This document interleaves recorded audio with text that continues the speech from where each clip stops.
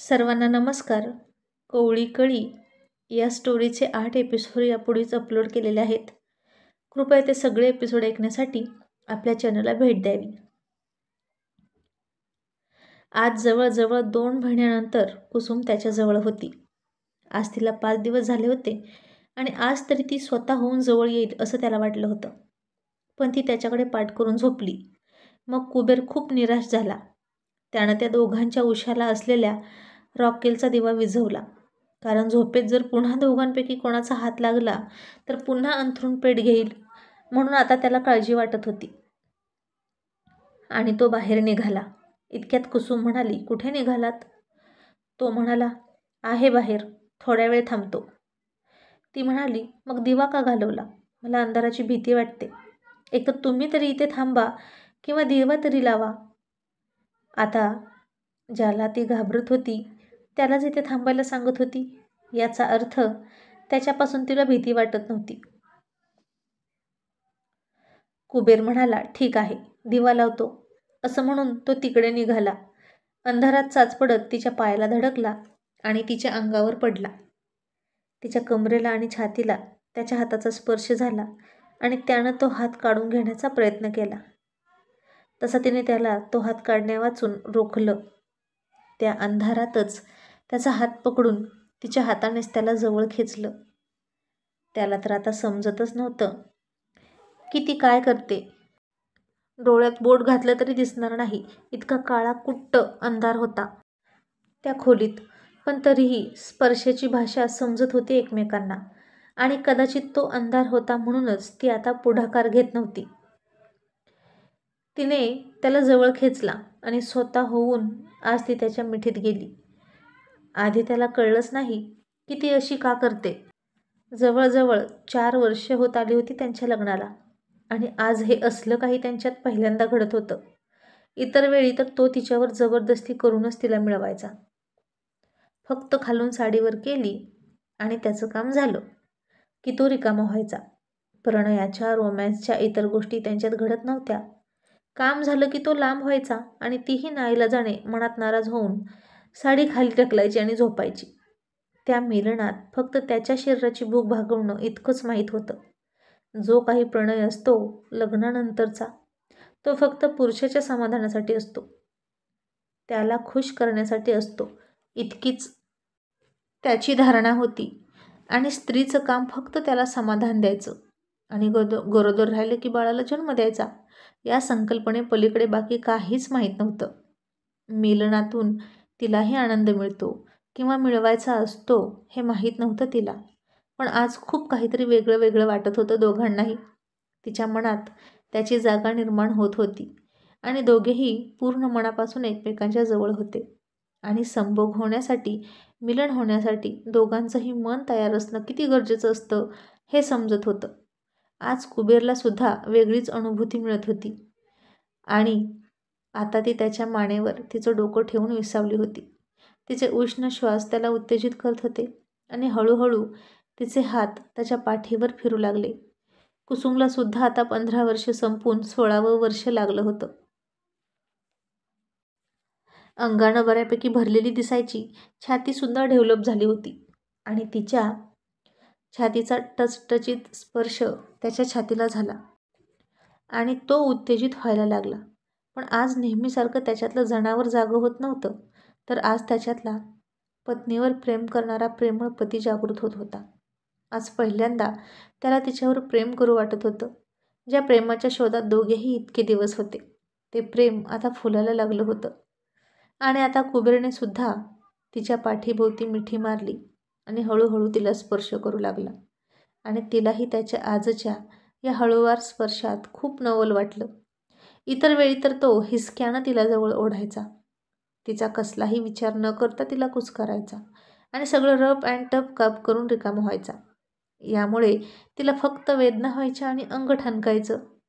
आजपर्यंत तो तिच्या इतर गोष्टींकडे कसलंच लक्ष देत नव्हता.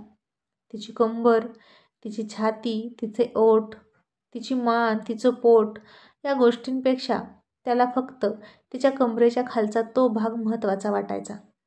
कारण तिथेच त्याचं काम होतं आणि ते काम केलं की तो शांत व्हायचा. ती विरोध करायची, रडायची, शिव्या घालायची आणि इतक्या सगळ्या आव्हानांमधून त्याला त्याचा कार्यभाग उरकणं महत्त्वाचं असायचं. तिचं पूर्ण असं बारकाईनं दर्शन त्याला झालंच नव्हतं.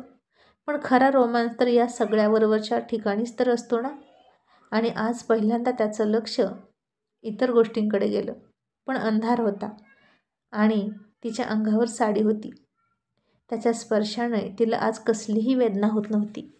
सगळं कसं गोड गोड वाटत होतं. त्याचा स्पर्श आणखीन हवाहवासा वाटायचा. त्याच्या दणकट राकट हात मोरपिसासारखा अचानक मुलायम कसा वाटायला लागला हे तिला समजत नव्हतं. आत्ताही तिचा खूप गोंधळ उडालेला होता. या सगळ्या प्रश्नांची उत्तरं ती शोधत बसलीच नाही किंवा ती इतकी तयारीची सुद्धा नव्हती. अजूनही नादान होती. पण आता तिने स्वतःला त्यालाच सोपवलं होतं. कुबेरला आता तिला किस घेण्याची इच्छा होती. दोघेही अडाणीच होते, गावंढळ होते. फक्त तो मुंबईमध्ये राहून सेक्सच्या बाबतीत थोडा पुढारलेला विचार करायचा. बाकी त्याचं बोलणं चालणं सगळं गावंढळच होतं. आणि कुसुमसुद्धा अडाणीच होती.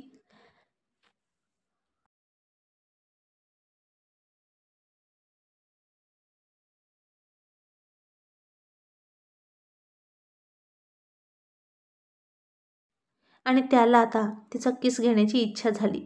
आणि तो त्याच्याच गावंढळ भाषेत तिला म्हणाला, कुसुम, मला मला ती म्हणाली, काय झालं? तो म्हणाला, मला तुझा मुका पाहिजे. आता तिच्यासाठी हे नवीन होतं. रोमॅन्समध्ये हे असलं काही असतं हे तिला कळत नव्हतं. पण पिक्चरमध्ये बघितलं होतं. आता ती गप्प बसली. तोही काही बोलला नाही आणि जबरदस्ती तिचा किस घ्यायला सुद्धा गेला नाही. आणि तिनंही त्याला तो दिला नाही, कारण त्याच्या तोंडाचा तंबाखूचा वास येतो म्हणून. मग हळूहळू दोघेही एकमेकांच्या मिठीत मारत होते. आणि आता तो उत्तेजित झाला. तीही उतावीळ झाली होती. आणि जास्त काही न करता ती आडवी झाली. तो तिच्यावर आला आणि नेहमीसारखंच तिच्या अंगावर पूर्ण कपडे ठेवूनच त्यानं त्याचं काम करायला सुरुवात केली. इच्छा तर त्याची खूप होती. तिला त्या मॅगझिनमधल्या फोटोतल्या बाईसारखी पूर्ण नग्न अवस्थेत बघायची.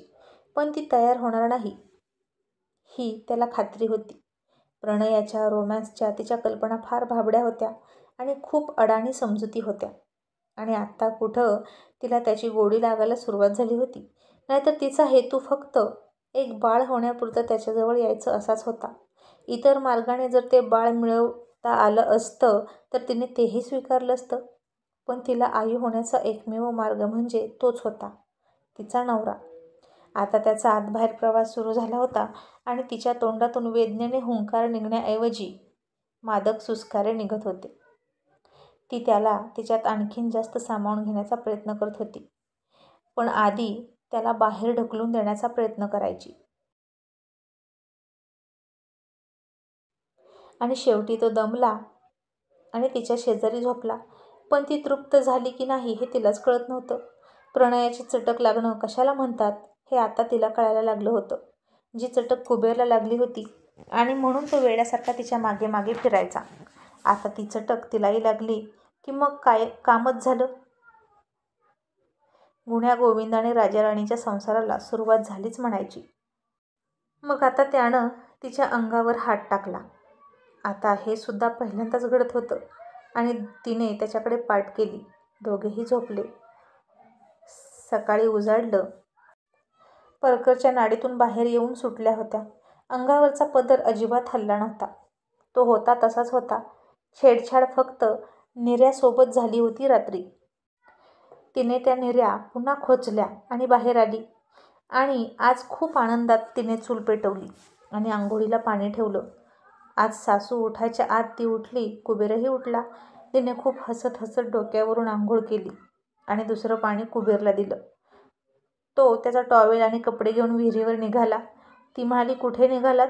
येथेच आंघोळ करा. तो म्हणाला, अगं नको, मी जाईन ना विहिरीवर. ती म्हणाली, त्याची काही गरज नाही. आजपासून मी तुम्हाला आंघोळीला पाणी देत जाईन. मग त्यानं तिथेच आंघोळ केली. सासू उठली आणि तिथं आजही धुतलेले केस पाहून तिला काय समजत ते समजलं. पण त्या दोघांमध्ये नेमकं काय घडलंय हे तिला माहीत नव्हतं. नक्की रात्री भांडण झालं की आणखीन काही याचा अंदाज सासू घेत होती. मग तो ती चुलेपुढे असताना तिच्या समोरून हलतच नव्हता. तीही थोडी थोडी हसून लाजायची, पण जास्त लाजायला सुद्धा चोरी होती. आता आज कुबेरही विहिरीवर जात नव्हता. कुसुमही चुलेपुढेच बसली होती. त्यामुळे सासूला तिच्या मुलांना तो स्पेशल खाऊ देण्याची चोरी झाली होती. मुलं तर ताटकळली होती खाऊसाठी. मग ती कुसुमला म्हणाली, कुसुम तू कपडे धुवून घे, उरलेला स्वयंपाक मी करते. आणि आता कुसुम गेली कपडे धुवायला आणि आपोआप कुबेरसुद्धा तिच्या मागे मागे गेला. इतक्यात सासूनं कमरेची किल्ली काढली आणि पेटी उघडून गुपचूप खाऊ काढला आणि मुलांना देत असतानाच पुन्हा कुसुम आत आली. मग सासूनं तिच्याही हातावर नाईलाजानं एक घास टेकवला आणि कुसुम म्हणाली, आत्या यांना पण द्या ना खाऊ, त्यांच्या त्यांच्या वाटणीचा. आणि तिचा हा शब्द सासूला खटकला. वाटणी म्हणजे आता ही पुन्हा प्रत्येक गोष्टीत वाटणी घालणार असं सासूला वाटायला लागलं. पण त्याला इच्छा होत नव्हती ते खाण्याची. लहानपणापासून त्याच्यापासून या सगळ्या गोष्टी लपवल्या गेल्या, चोरून ठेवल्या. ती तिच्या मुलांना घालायची, त्यामुळे कुबेरला इच्छा नव्हती ते पुन्हा खायची. त्यानं ते घेतलं आणि कुसुमला दिलं आणि तिनंही ते सगळं गुपचूप खाल्लं. आणि हे बघून सासूला राग यायला लागला.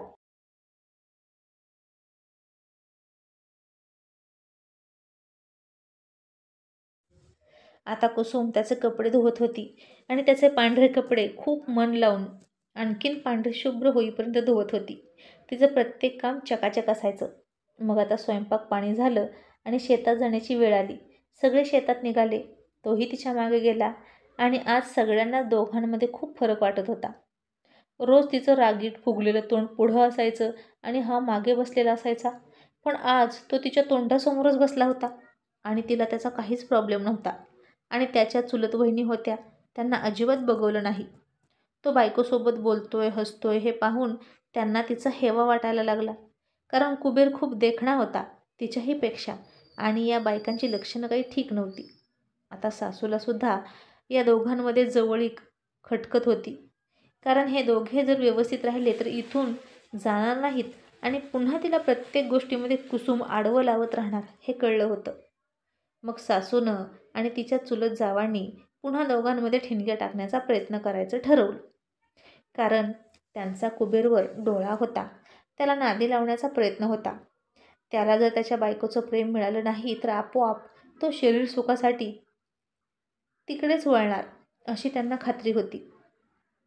आणि हे काम अगदी सोपं होतं. कुसुमची एक चूक पकडायची आणि ती त्याच्यासमोर मांडायची. कुबेर रागाला आला की त्याला राग अनावर व्हायचा. तो तिला बोलणार, शिव्या देणार, मारणार आणि ती पुन्हा माहेरी निघून जाणार. आणि मग सगळं यांच्याच मनासारखं होणार आणि हे चक्र सतत असंच सुरू राहणार असं तिच्या सासूला वाटलं. आता दुसऱ्या दिवशी तिच्या खूप पोटात दुखायला लागलं आणि तिला आठवलं 2 वर्षापूर्वीची घटना. आता तो तिला हॉस्पिटलमध्ये घेऊन निघाला आणि ती त्याला म्हणाली, अहो 2 वर्षापूर्वी जेव्हा पहिल्यांदा माझ्या पोटात दुखत होतं ना, तेव्हा आत्यांनी मला दवाखान्यात नव्हती नेली. फक्त मेडिकलच्या गोळ्या घेतल्या होत्या आणि सगळे पैसे स्वतःजवळ ठेवले होते. कुबेर म्हणाला, असं का?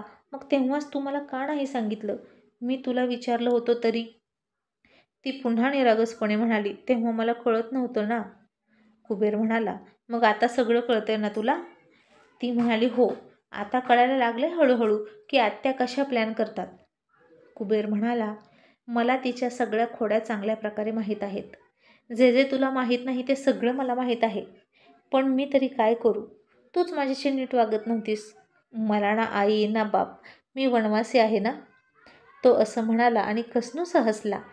नेहमीसारखाच त्याच्या चेहऱ्यावर उपरेपणाची भावना होती. कुसुमनं आज पहिल्यांदा त्याचा तो केविलवाणा चेहरा पाहिला आणि तिला खूप खूप वाईट वाटलं. तिचं हृदय पिळवटून निघालं आणि डोळ्याला पदर लावून ती रडायला लागली. तिच्या किती चुका होत्या हे आत्ता तिला कळत होतं. आपल्यात सख्ख्या आत्याचा मुलगा बायको आहे म्हणून किती आशेने मागे मागे फिरायचा आणि ती त्याला लाथेनं झिडकारल्यासारखं झिडकारायची. आणि त्याला दुसरीकडे कुठेच थारा नव्हता अख्ख्या जगामध्ये, म्हणून तो तिच्या मागे मागे यायचा. आज त्याची आई जिवंत असती तर चित्र काही वेगळंच असतं असं तिला वाटलं. मग ती म्हणाली, तू मला दिलेला खाऊ तुम्ही का खात नाही? तो म्हणाला, अगं इतका छोटासा होतो, तिखट खाण्याची सवय नव्हती, तर ही बाई स्वतःच्या मुलांना दूध वाढायची आणि मला मात्र चटणी वाढायची.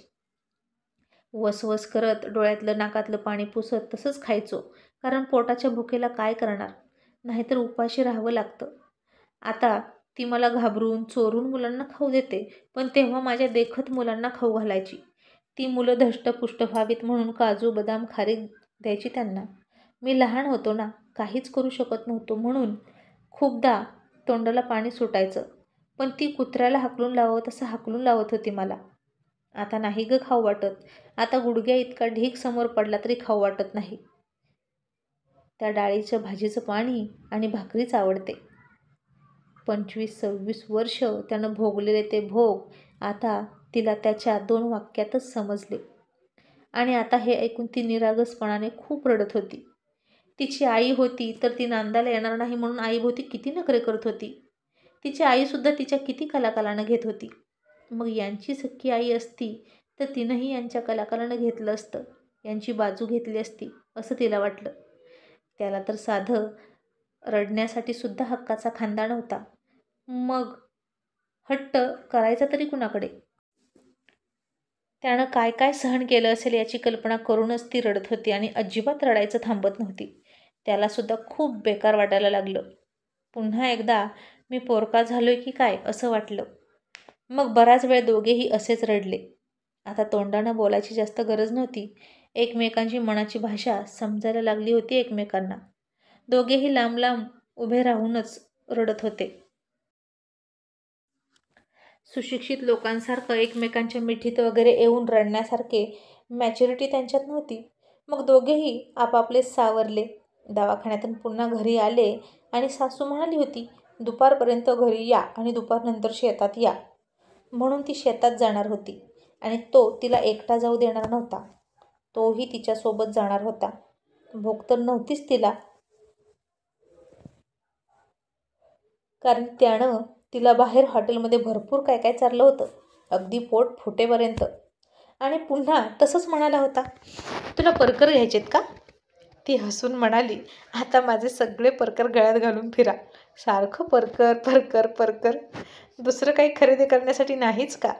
तोही हसायला लागला आणि म्हणाला, माझी आजी एकदा मला म्हणाली होती की बायकोला घालायला कपडे आणि पोटाला पोटभर अन्न दिलं की ती खुश असते, म्हणून मी असं करतोय. मग घरी आल्यावर त्यानं मात्र नेहमीप्रमाणेच कांदवणी म्हणजे कांद्याच्या आमटीची भाजी भाकरी कुस्करून खाल्ली. मग पुन्हा शेतात गेले. ती पुन्हा पात पकडून खुरपायला लागली आणि तो तिच्यासमोर बसला. हे पाहून तिच्या सासूला अजिबात बघवलं नाही आणि मग तो तिला हळूच म्हणाला, कुसुम, तू मला रात्री मुका का नाही दिला? आणि तिला आता खूप हसायला आलं आणि ती खळखळून हसायला लागली. आज पहिल्यांदा ती इतकी हसत होती त्याच्यासमोर आणि तिला पाहून तोही हसायला लागला.